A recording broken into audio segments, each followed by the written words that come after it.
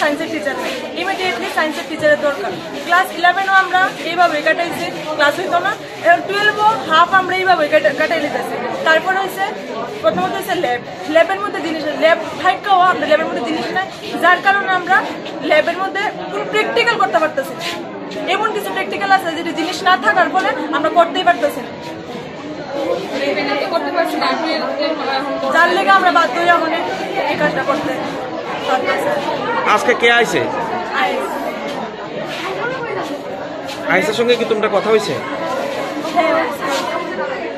এখন আমরা তারাও তালা বলি, কিছু করার নাই।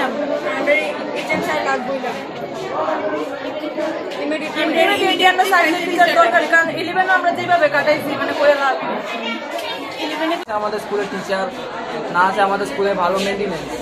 যে আমরা স্কুলে কয়েকদিন হইব সায়েন্সের রুমের ভিতরে একজনের একটা মেয়ের উপরে মানে সিলিং ভাঙে পড়ে গেছে। আমাদের স্কুলের এত খারাপ মানে অবস্থা আছে, তার জন্য আমরা আজকে এই আন্দোলনে বলছি। মানে যেটা স্কুলের মানে ডিউটি আছে, আমরা একটাই আন্দোলন যে আমাদের স্কুলের প্রতিশত্ব রিপেয়ার করা দরকার। তারপর আমাদের স্কুলে হেডমাস্টার নেই, হেডমাস্টার লাগবে। তারপরে আমাদের স্কুলে মানে শিক্ষকদের দরকার, টিচার।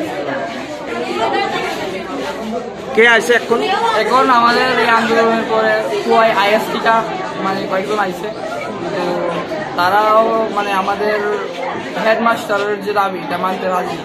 তার জন্য আমরা তাকে মানে ক্লাসের মধ্যে তালাবন্ধ করে দিচ্ছি। আমাদের যতক্ষণ মানে HM না দেওয়া হবে স্কুলে ততক্ষণ আমরা তালা খুলবো না, না হলে আমাদের মানে ডিউ অফিসার আসতে হবে আমাদের স্কুলে। এটাই আমাদের।